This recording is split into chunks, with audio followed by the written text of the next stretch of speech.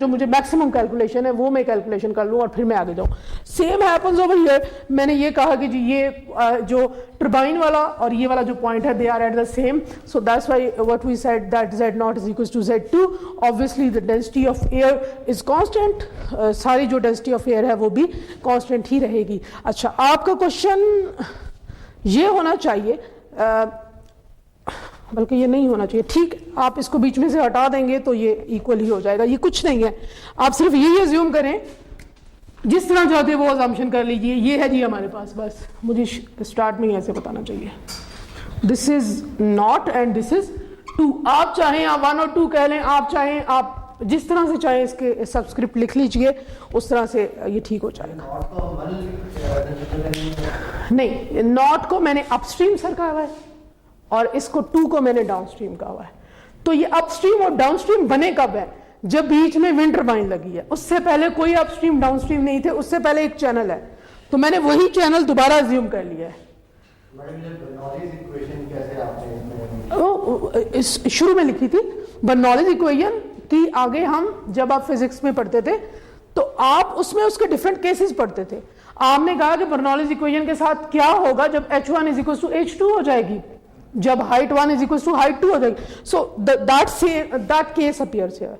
यहाँ पे पहली हाइट जो है, एक साइड की हाइट जो है उसको हमने क्या कर दिया, दूसरी साइड की हाइट के इक्वल कर दिया जी। Z0 is equal to Z2 है, अगर कोई हाइट बराबर है दोनों, ठीक है, या कोई हाइट भी नहीं है, तो ये अगर बराबर है तो दोनों साइडों पे क्या हो जाएंगे, कैंसिल आउट हो जाएंगे। तो हम जब कैंसिल आउट कर देंगे तो बाकी बर्नौलीज इक्वेशन आपके पास बच जाएगी। कुछ भी कर सकते हैं आप, कोई भी केस लगा सकते हैं, प्रेशर्स को मतलब इक्वेट कर सकते हैं, जो स्पीड्स हैं उनको इक्वेट कर। एक्चुअली 3 केसेस ही वहां पे निकले थे, हमने जब फिजिक्स में भी पढ़ा था। तो वहां पे क्या होता था कि कोई पाइप ले लेते थे और एक जैसे जो टैंक नहीं रखे होते, मुझे थोड़ा थोड़ा याद है, उसके ऊपर पानी के टैंक्स जो होते हैं, तो हम पानी के टैंक में से एक पाइप बाहर निकालते थे। ये बुक में ऐसा लिखा हुआ था, हम मतलब एक्चुअल में ऐसे नहीं करते थे। तो हम कहते थे कि जी ये हाइट और ये वाली हाइट जो है बराबर है, और इसमें बर्नौलीज इक्वेशन का मतलब ये प्रेशर्स दोनों अगर बराबर है तो बर्नौलीज इक्वेशन ये हो जाएगी, अगर हाइट बराबर है तो बर्नौलीज इक्वेशन ये हो जाएगी, ठीक है। तो बर्नौलीज इक्वेशन तो होगी, इसमें प्रेशर भी है और एक्चुअल सिस्टम में जो है वो पोटेंशियल एनर्जी भी है। ये तो मैं कुछ फाइंड आउट करना चाहती हूँ, उसके लिए मैंने इक्वेट करके इसको क्या कर दिया, खत्म कर दिया। अदरवाइज ये एक्चुअल सिस्टम में पोटेंशियल एनर्जी भी एग्जिस्ट करती है, और काइनेटिक एनर्जी तो obviously when there is speed involved, so half mv², तो काइनेटिक एनर्जी भी वहां पे एग्जिस्ट करती है, right. What I will do, मैं प्रेशर जो है उनको एक साइड पे रख लूंगी, P0 minus P2 over rho. Rho is the density of the air, and similarly जो स्पीड है उसको मैं दूसरी साइड पे रख लूंगी, U2² माइनस U0² ओवर 2 लिख दें, आपकी मर्जी, जैसे मर्जी कर दें। हम प्रेशर क्यों फाइंड आउट कर रहे हैं, बताए कोई? What is the formula for the force और pressure? Okay, what is the formula for the pressure? Yes, it is force per unit area. So if I've been able to calculate the pressure, I'll be able to calculate the axial thrust. That's very simple. तो इसके लिए हम force calculate कर रहे हैं, ठीक, इसको ज्यादा कंफ्यूज नहीं करेंगे आप। P ये जो दोनों का डिफरेंस है प्रेशर का, वो क्योंकि एक कांस्टेंट वैल्यू होगी, इसको हमने स्टैटिक प्रेशर का नाम दे दिया। तो मैक्सिमम कब होगा, लिखा भी हुआ है सामने, लेकिन आप मुझे वैसे बताएं कि जी मैक्सिमम कब होगा। मैक्सिमम एक्सियल थ्रस्ट तब होगा अगर जो जो डाउन स्ट्रीम है वहां पे विंड स्पीड हो ही ना, सारी की सारी विंड स्पीड कहां पे यूटिलाइज हो जाए, दरमियान में जिधर हमने विंड टर्बाइन लगाई हुई है, ठीक है, 1 पे। तो उस टाइम पे हम क्या कहेंगे कि U2 अगर 0 हो जाएगी तो उस टाइम पे जो स्टैटिक प्रेशर है वो क्या हो जाएगा, मैक्सिमम। अगर स्टैटिक प्रेशर यहाँ मैक्सिमम होता है तो मैं पिछले इक्वेशन में U2 को क्या कर दूंगी, 0 कर दूंगी, it would be U0² rho over 2। ठीक हो गया यहाँ तक? अच्छा, तो ये भी सही है जो आगे लिखा हुआ है एक्सियल थ्रस्ट। अभी मैंने फॉर्मूला आपको बताया, फॉर्मूला क्या है, फोर्स पर यूनिट एरिया, क्योंकि मुझे एक्सियल थ्रस्ट में इंटरेस्टेड हूँ मैं, F is equal to P into A. तो ये जो मैंने प्रेशर निकाला इसको किससे मल्टीप्लाई कर देंगे, एरिया से मल्टीप्लाई कर देंगे। So that gives you the axial thrust. This is a thrust that acts along the turbine axis. This is known as the axial thrust. And the other formula, last time I told you, जो पिछली class में पढ़ा था, that force is equals to change in momentum. Is that so? हाँ जी। तो momentum क्या होता है? हाँ जी, mass into velocity, बहुत ही बेसिक फॉर्मूला है। तो ये क्योंकि मैंने 1 को ख़त्म ही किया हुआ है बीच में से, मैंने टर्बाइन को है तो सही लेकिन मैंने उसको बराबर किया हुआ है, दोनों H बराबर की हुई है, तो इसलिए मैं m बार का क्या मतलब है, मैस फ्लो रेट, m/t इसका मतलब होता है, ठीक है, mass per unit time. So m naught u naught minus m dot u2, ये चेंज इन मोमेंटम आ जाएगा यहाँ पे। तो बाकी कैलकुलेशन वही है जो मैंने आपको लास्ट टाइम भी करवाई थी और नज़र नहीं आ रही जी। आइडियल ही कैलकुलेशन है, दूसरी कैलकुलेशन तो नहीं हो सकते ये। कुछ हम एंड पे जाके करेंगे, एक मिनट दीजिए मुझे। कुछ जो है फॉर्मूलाज हमने पिछली क्लास में आप जब पढ़ेंगे, क्योंकि अभी ये पार्ट ऑफ मिड था लेकिन हमने मिड में इसको कंसीडर नहीं किया, या इसका कोई क्वेश्चन आपको मिला नहीं, तो हमने कुछ कैलकुलेशंस पहले भी की थी। उसमें हमने u नॉट माइनस u2 वो फार्मूला ड्राइव किया हुआ था, ये हमने p नॉट का ये फार्मूला, पावर जो एक्सट्रैक्ट हम कर सकते थे, हमने कहा कि स्पीड के क्यूब के डायरेक्टली प्रोपोर्शनल होगी पावर, ये भी हमने एक्सट्रैक्ट किया हुआ था। हमने u1 हमने कहा जो दरमियान में स्पीड होगी that will be the average of the upstream and the downstream speeds, ये भी हमने फाइंड आउट किया। तो ये हम कुछ जो है यही फॉर्मूलाज को मैनिपुलेट करेंगे और ये आप कर लेंगे, खुद कर लेंगे, सिर्फ वैल्यू पुट की हुई है and you will be able to. Actually मैं किस में कर रही हूँ, ये जो बेसिक मेरे पास पहला फॉर्मूला था that force is equals to the change in momentum, और इस पे it comes to be 4a1 minus a1। तो 4 जैसे power extracted was directly proportional to the cube of the speed, तो ये जो एक्सियल थ्रस्ट है, एक्सियल फोर्स है, that is directly proportional to the square of the speed. तो ये आप थोड़ी सी कैलकुलेशन देख लें। वहां पे हमने CA कहा था, बस एक कांस्टेंट है, और वहां पे 1 माइनस a स्क्वायर था, यहाँ पे 1 माइनस a स्क्वायर नहीं है, 1 माइनस a, तो मैंने इसका नाम जो है एक्सियल थ्रस्ट कांस्टेंट रख दिया है, F for same axial thrust. ठीक हो गई बात? तो बस ये कैलकुलेशन यहाँ पे हो गई। तो बुक से आप ये चैप्टर स्टार्ट कर लेते हैं। आप बुक में भी देखेंगे तो आपको ये बुक में भी मिल जाएगा, एक मिनट दें। अच्छा जी, this is chapter number 7 from your book जो हम पढ़ रहे हैं। मैंने यहां से पढ़ाया, ये जरा देखें, पढ़ाया ये नहीं, बस आज पढ़ेंगे। सर ये वाली कैलकुलेशंस हैं जो हमने की हैं, ये कैलकुलेशंस आप यहाँ से देख लेंगे और इससे रिलेटेड जो एग्जांपल्स बुक में की हुई हैं वो थोड़ी बहुत आप उनको कर लेंगे। बहुत ज़्यादा डिटेल में ना कीजिए, बस जितना हमने पढ़ा है उतना ही आप करेंगे।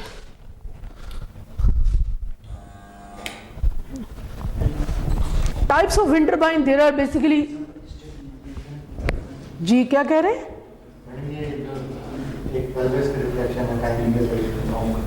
किस वाले की? सही है, चलो सही है।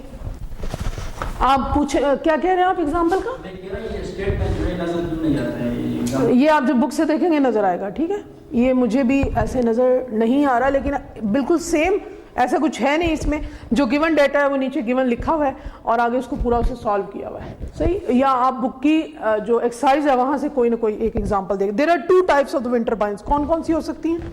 एक जो हम यूज करते हैं that is known as the vertical axis wind turbine, और दूसरे जो है that is the horizontal axis wind turbine. How we write them or pronounce them?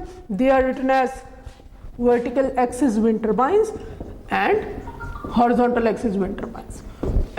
It is just the how the air or how the wind collide with the blades.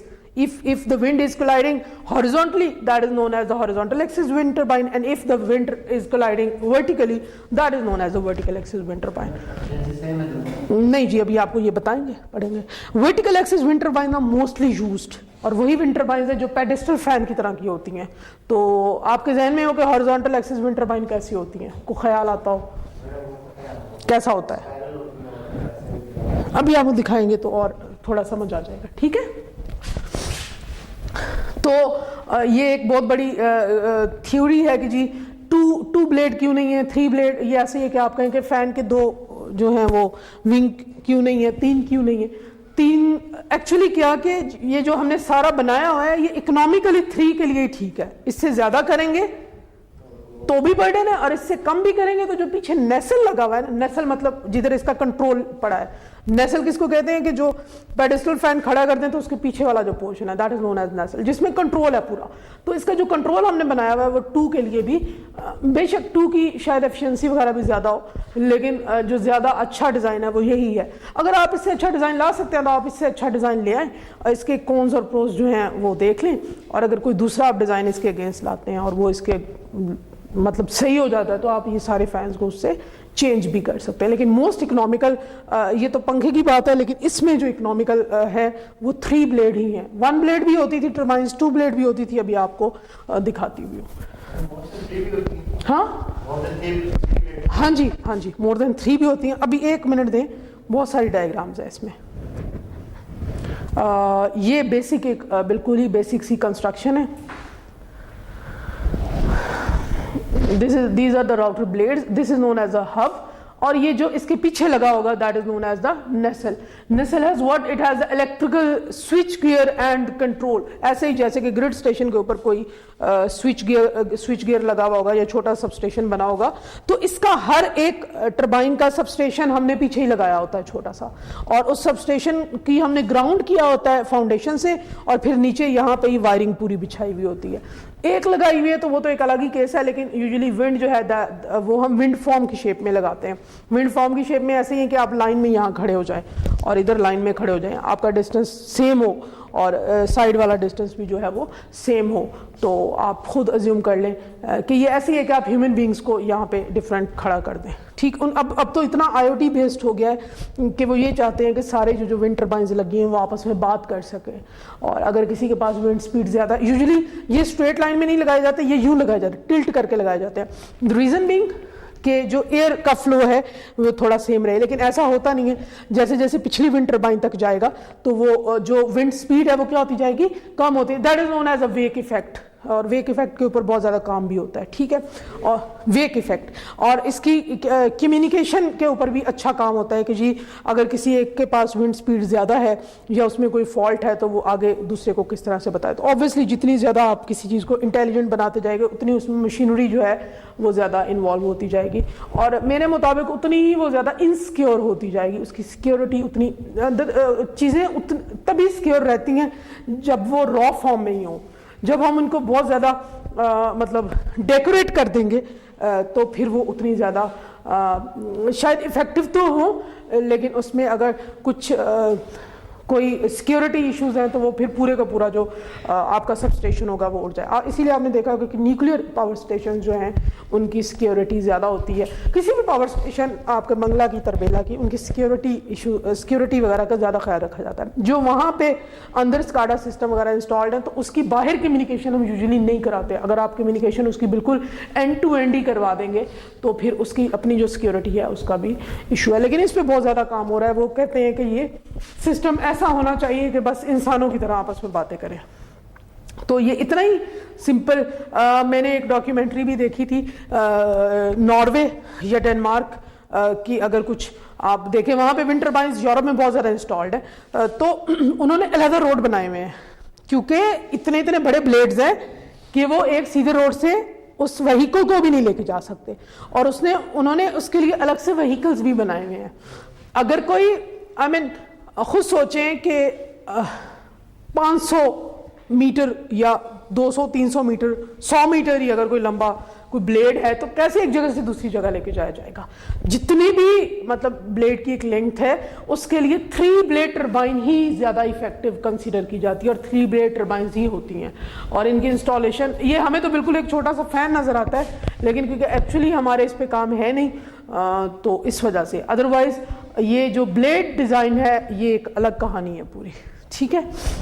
Madam जिन जो इलाकों में air speed कम होती है वहाँ पे ज़्यादा blade, मतलब वहाँ पे जो टर्बाइन होती है उनके ब्लेड ज़्यादा होते हैं, मोर देन 3 होते हैं, विंड स्पीड कम होती है। तो ये आपको पता है जैसे सेंट्रल अमेरिका की बात है, वहाँ पे आपको अगर डेजर्ट एरिया है तो वहाँ पे कभी कभी विंड स्पीड बिल्कुल डेड होती है, तो वो अक्सर जो है ना वो 9 और ये मल्टीपल ऑफ 3 यूज़ करेगा। तो किस लिए? ये मेरा क्वेश्चन। विंड स्पीड है ही नहीं, जब विंड स्पीड की तो एक विंडो है, तो वो अगर है नहीं तो फिर क्यों? तो वहाँ अगर विंड ही नहीं है तो 5 मीटर पर सेकंड से अगर कम है तो क्या करेंगे उसका फिर? मैडम तो डोमेस्टिक यूज़ के लिए करते हैं, मिनी विंड टर्बाइन। बस ठीक है, हम मिनी की बात भी नहीं कर रहे और मतलब कमर्शियल की ही बात कर रहे हैं, तो मिनी तो फिर जैसी मर्जी कोई भी लेके कमर्शियल की क्या वो रेंज क्या है कमर्शियल? मैं बता रही हूँ, अगर एक 4 यूनिट है, 4 यूनिट कह रही हूँ, 4 रीजन्स हैं इसके काम करने के, थोड़ा सा आगे जाके मैं अभी बता देती हूँ पहले ही। 1 मिनट, ये नजर आ रहा है सही? अगर कोई विंड स्पीड को मैं तीसरे रीजन में ऑपरेट करवा सकूं तो उसको हम कमर्शियल यूज के लिए भी इस्तेमाल कर सकते हैं। 4 रीजन होते हैं किसी भी विंड टरबाइन के। पहला रीजन है लो स्पीड रीजन, जिसमें हम कहते हैं कि ये काम ही नहीं करती। हमने पहले ही विंडो हमने यहाँ पे स्टार्टिंग के लेक्चर में मैंने बताई थी कि 5 to 25 मीटर पर सेकंड है, जिसमें आप इससे पावर एक्सट्रैक्ट कर सकते हैं। लेकिन हमने जाना है सीपी पे। सीपी अभी हमने पीछे एक डेरिवेशन की, पता नहीं आप उसमें दैट जिधर मैक्सिमम पावर हम ले सकें, ठीक, वो हमने देखा था कि जब a इज इक्वल टू 1/3 है, शायद 1/3 था, तो वहां भी हम ले सकते थे। जब मैक्सिमम पावर पॉइंट रीजन है इसका 5 to 10, ठीक है। ये 5 to 10 कैसा है? ये ऐसा ही है कि जैसे मोटर्स में या जनरेटर्स में, ये मैंने एक ये गलत बनाई है, ये मैंने यूं अगर एक बना दी है कर्व। अब कर्व में यहां पे है सर एमएमएफ और यहां पे है फ्लक्स।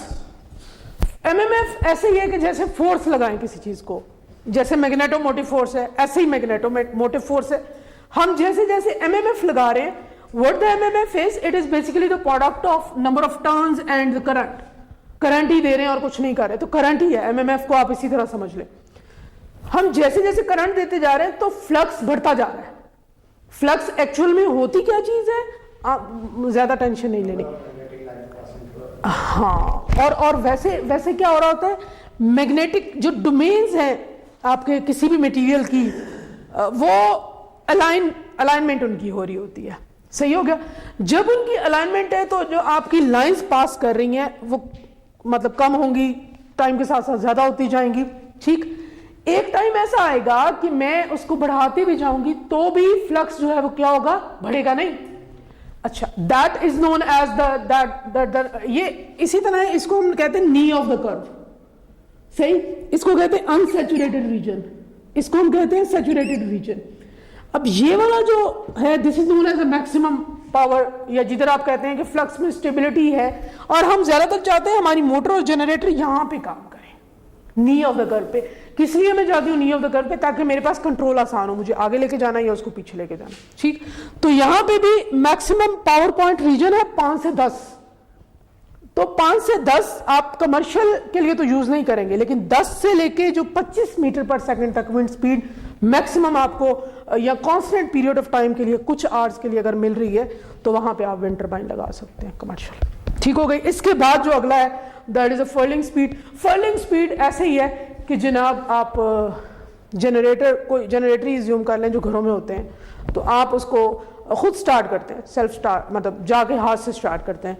तो आप ऐसे स्टार्ट करें और वो फ्री हो जाए, तो अगर वो फ्री हो जाएगा तो that is known as the furling, और इसके अलावा कुछ नहीं। आप देखें फर्लिंग स्पीड जो है 25 कट आउट। इसके बाद अगर आप विंड टरबाइन को चलाना चाहते हैं तो वो विंड टरबाइन वो फ्री हो जाएगी, वहां पे वो चलेगी ही नहीं, ठीक है। वो बिल्कुल जैसे हाँ जी, फैन नहीं चलता, वो कुछ भी उस पर इफेक्ट नहीं करेगा, फ्री। मुझे नहीं पता कि आपको समझ आ रही है कि नहीं आ रही। कंट्रोल खत्म हो जाएगा, कंट्रोल आपका खत्म हो जाएगा और घूमती रहेगी, आप जो मर्जी कर लें उसके साथ, कुछ नहीं जी, पावर एक्सट्रैक्ट नहीं कर सकते। तो दैट इज द 25। तो यूजुअली ये जो विंडो है ना सर, 10 से लेके 25 से पहले तक, that is known as the power extraction window. और इसी पे कमर्शियल जो हमारी विंड टरबाइंस है उनको वो इसी रीजन में काम करती हैं। अच्छा, हमने vertical axis wind turbine start किए हुए, हॉरिजॉन्टल एक्सिस विंड टरबाइंस हमने स्टार्ट किए हुए। These are known as a horizontal axis wind turbines, क्योंकि इसमें एयर जो है that would collide horizontally to the blades, that's why it is known as the horizontal axis. और इसके अलावा इसमें कोई थ्योरी नहीं है, और इसका जो सारा नेसल है that would be connected to the foundation and further foundation is connected to the wiring. Types of the router, these can be the types of the different routers for the horizontal axis wind turbine. Single blade router देख लीजिए. Single blade router actually practical है नहीं, क्योंकि आप अगर एक side पे घुमाना भी चाहते हैं, दूसरी साइड पे कुछ ना कुछ आप उसको बांधेंगे तो ही वो चलेगा. ये जो एक हब के गिर्द घूमते हैं, this is known as a teetering, इसको हम टीटरिंग कहते हैं. और जैसे आप किसी चीज़ को यहाँ पे छोटे होते गेम्स खेलते हैं, यहाँ से बांध दे और बच्चे उसके इर्द गिर्द घूमना शुरू हो जाए, तो you are actually connected to the one, ये बेस से आप जुड़े हुए हैं और आप उसके इर्द गिर्द जो है रोटेट करें. तो अगर मैं सिंगल ब्लेड राउटर भी यूज़ होते रहे, लेकिन वो इकोनॉमिकल नहीं है, उसके लिए काउंटर बैलेंस वेट जब लगाया गया तो then there arise the 2 blade rotor. 3 blade rotor is the most economical and sail wing rotor. It seems like कि ये कोई शिप्स वगैरह पे लगती होगी, जो चौथे टाइप की है. चौक मल्टी ब्लेड राउटर, जैसे आपने कहा कि नंबर ऑफ ब्लेड्स चेंज भी हो सकते हैं, मल्टीपल भी हो सकते हैं.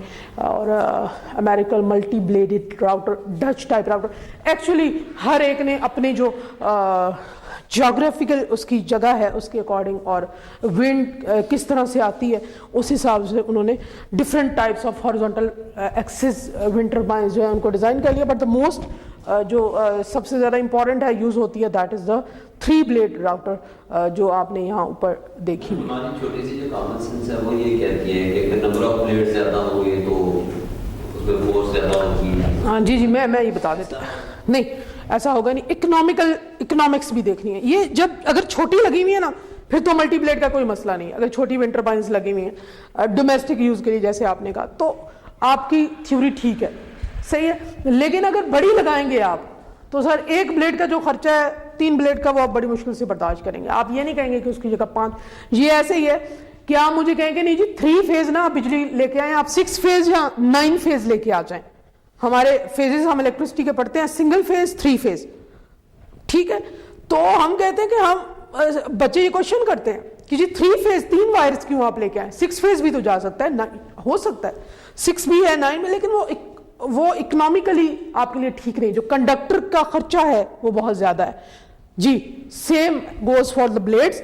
जो ब्लेड्स का मटेरियल है, जो उनका डिजाइन है, और फिर उनको मतलब इतनी ऊंचाई तक लेके जाना, उनको वहां पे इंस्टॉल करना. यूजुअली क्रेन्स के जरिए बंदे ऊपर जाते हैं और वहां पे इंस्टॉलेशन करते हैं, ठीक है. जो आपको मैं पहले भी बताया कि जो 20 से 25 ये 10 से 25 मीटर पर सेकंड विंड स्पीड है, वो आपको काफी हाइट के ऊपर जाके मिलेगी. तो उस हाइट के ऊपर उसको जाके इंस्टॉल करना, तो अगर आप वहां पे 3 ब्लेड ही ओके हैं, वहां पे आप मल्टी ब्लेड नहीं यूज कर सकते. अगर कोई छोटी है डोमेस्टिक है, तो वहां पे मल्टी ब्लेड का कोई इतना ज्यादा इफेक्ट नहीं होगा, फर्क नहीं होगा. और फिर 3 ब्लेड कमर्शियल है, वहां पे आपने एक नहीं लगाने, मतलब आप समझ लें 50 आपने विंड टर्बाइन्स लगाने हैं, ठीक है. अच्छा, तो हॉरिजॉन्टल वर्टिकल एक्सिस कैसी होगी बताए कोई जहन. वर्टिकल एक्सिस में जो डायनामो है वो नीचे होगा और साथ में उसके जो ब्लेड होंगे. हाँ सही, आप देख लिया ना अभी, ये पहले पता है. सर ये ना कुछ थोड़ी बहुत चीज़ें लिखी हुई होंगी, ये आपने खुद देख लेने के अट्रैक्शंस क्या हैं वर्टिकल एक्सिस विंड टर्बाइन्स की, या उसकी एडवांटेजेस क्या हैं, डिसएडवांटेजेस क्या हैं, छोटी मोटी जो बातें हैं वो आप इसमें खुद देख लेंगे. ये है जी वर्टिकल एक्सिस विंड टर्बाइन. इसमें सबसे बड़ा एडवांटेज ये है कि इसका नेसल ज़मीन पर पड़ा हुआ होता है. वो जो नेसल आपने पीछे लगाया हुआ था, वो एक अच्छा खासा वेट था, और बड़ी अगर टर्बाइन है तो उसके लिए बहुत बड़ा वो वेट है. ये आपने बिल्कुल ग्राउंड के ऊपर इसका नेसल रख दिया. नेसल वही था जो पीछे लगा हुआ था, और that has the braking bearings, brakes, gearbox, सब कुछ, जनरेटर छोटा भी इसी के अंदर लगा होगा. और ये यूं है, किस तरह होगा ज़रा बताएं. ये यूं ब्लेड घूमेंगे, ठीक है. और हमने ऊपर इसके लिए गियर रोप्स भी लगाई हुई हैं, तो ठीक है, ये भी यूज़ होता है. लेकिन अगेन जो है वो विंड की जो कुलियन है कुछ ही जगहों पे ऐसी होगी कि वो वर्टिकल एक्सिस होगी, ज़्यादा जगहों पे वो कौन सी होगी, हॉरिजॉन्टली ही होगी. और हमने जितनी कमर्शियल, मैंने तो जितनी कमर्शियल कोई विंड टर्बाइन्स देखी हैं वो हॉरिजॉन्टल एक्सिस ही देखी हैं. मैंने वर्टिकल एक्सिस वीडियो में देखी हैं सिर्फ, और कुछ जगहों पे लगी हुई देखी है। और इसके ब्लेड के लिए जो मटेरियल है वो भी ज़्यादा चाहिए एज कम्पेयर टू द जो हॉरिजॉन्टल एक्सिस विंड टर्बाइन्स है, ठीक है। ये जियोग्राफिकल रीजन पे डिपेंड नहीं करता कि आपका ब्लेड किस तरह का होना चाहिए और विंड, मैं कह रहा जियोग्राफिकल बिल्कुल उसी पे ही मैंने भी यही कहा कि यूजुअली हॉरिजॉन्टल है, लेकिन वर्टिकल एक्सिस जिधर विंड की कोलिजन वर्टिकली होगी तो वहाँ पे यही हम लगाएंगे, वहाँ पे हॉरिजॉन्टल एक्सिस नहीं लगा सकते। जितना मुझे पता है मैडम वो तो उधर यूज होता है जहाँ पे विंड जो है वो लो एल्टीट्यूड पे हाई हो जाए। जिधर क्या हो जाए, लो एल्टीट्यूड पे विंड जो है वो ज़्यादा टाइम के लिए ज़्यादा होती है, ज़्यादा स्पीड, तो वहाँ पे तो हम हॉरिजॉन्टल यूज करते हैं। तो वर्टिकल वाला यूज करेंगे तो वो ओवर स्पीड हो जाएगी। सर वर्टिकल आप कहते हैं वर्टिकल हॉरिजॉन्टल से ऊंची लगी होती हैं, ये कहना चाहते हैं? जो है वो विंड स्पीड इतनी ज़्यादा होती है कि वो उससे पावर एक्सट्रैक्ट करना जो है वो उतना पॉसिबल नहीं होता, इसलिए हम लोग ये यूज़ करते हैं, कोई हाइट रिक्वायरमेंट है। ठीक, ये मैडम मुझे एक्चुअली मैं जिस कंपनी में हूँ वहाँ पे हम लोग बिजली स्पेयर कर रहे हैं। बताएं हमें भी क्या कर रहे हैं। उन्होंने हमारे सर में मैडम बेसिकली हम लोग ना टेलीकॉम टावर्स को पावर देते हैं, अच्छा जी, तो वो वहाँ पे जो अभी हम पावर दे रहे हैं डीजल जनरेटर से देते हैं, तो अच्छा वहाँ पे उन्होंने ये प्रपोज किया था कि हम विंड टर्बाइन को यूज़ करें। हाँ। इसके लिए अभी फिजिबिलिटी स्टडी जो चल रही है उसमें हमने ये चीज़ देखी थी कि अगर जो कि टेलीकॉम टावर्स पे ऑलरेडी एक हाइट होती है 100 मीटर मिनिमम होता है, ऐसे ही तो उस पे जो है ना हॉरिजॉन्टल विंड टर्बाइन उन्होंने लगा के एक्सपेरिमेंट की और वो वहाँ पे नहीं थी, वहाँ पे वर्टिकल विंड टर्बाइन ज़्यादा सही थी। हॉरिजॉन्टल विंड टर्बाइन वहाँ पे ज़्यादा सही रहती है जहाँ पे लो एल्टीट्यूड पे हाई विंड हो, हाई स्पीड विंड हो। तो ये किस इलाके की बात कर रहे हैं? अच्छा इस्लामाबाद की लगाई हैं कहीं पे, तो ब्लेड्स बाहर से मंगाए हैं खुद कहीं पे? इंडिया में सोलर इम्पल्स के नाम से कंपनी चेक कर लें आप लोग, फिर हम कहते हैं कि इंडिया को कोई कुछ क्यों नहीं कहता। वो टेक्नोलॉजी में थोड़ा थोड़ा आगे तो जा रहे हैं, हम लोग तो बिल्कुल भी नहीं जा रहे। तो सोलर की प्लेट भी बाहर से ही मंगवाते हैं। कोई आप में से किसी पर पैसे कारखाना लगा लो यार, किसमें क्या मामला? हाँ नहीं, इन्वेस्टमेंट किसी से बंदा प्रपोजल दे के ले ही लेता है, इसमें क्या बात है। इतनी समझ है आप लोगों में तो माशाल्लाह। अगर कोई स्किल आती है, कोई काम आता है तो उसको करें, ये तो बड़ी अच्छी बात है। अगर ऐसा कर लेंगे आप लोग तो हो जाएगा, उसी से पावर देंगे। उसने ये भी प्रपोज किया कि यूनिवर्सिटीज में से प्रपोजल तो बस प्रपोजल आप असाइनमेंट में लिख लें, इसमें कौन सी बात है। थीसिस हम सॉफ्टवेयर पे ही कर सकते हैं, आपको भी पता ही है। PS CAD वगैरह पे किस पे काम किया हुआ, किसी सॉफ्टवेयर पे काम किया?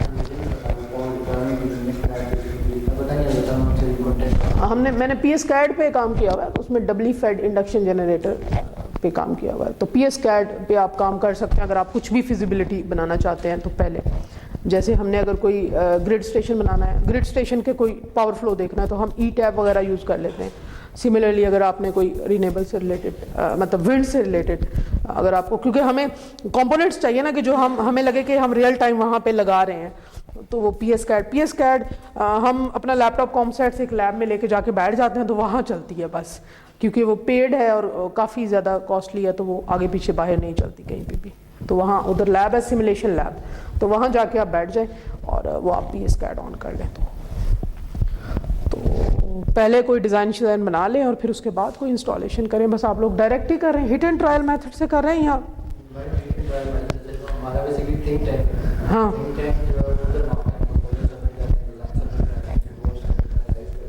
नहीं, तो थिंक टैंक सोचता ही है कि बस नहीं। अच्छा ठीक है। अच्छा असल में हम उतना डिज़ाइन कर नहीं सकते, क्योंकि हम लोग अपने रीजन के हिसाब से ब्लेड डिज़ाइन करते हैं। हमने बना बनाया ब्लेड मंगवाना है और तो हम क्या करेंगे, हम नहीं कर सकते। हमारी इंडस्ट्री भी इतनी डेवलप नहीं है कि वो ब्लेड बना के कोई वेंडर ही नहीं बचता। हम लोगों ने इवन वो ट्राई किया था कि बहुत पंखे बनाते हैं, उनसे भी कहा कि आप बनाएं, तो इन्होंने कहा कि हमारे पास इतनी मशीन्स नहीं है एडवांस कि हम जो है विंड टर्बाइन पे ब्लेड बनाएं, और खासतौर पे उस स्पीड के लिए जो आपको चलो छोटी स्पीड के लिए बना ले, मतलब स्टार्ट तो करता ही है ना। तो बस ये हालात हैं कि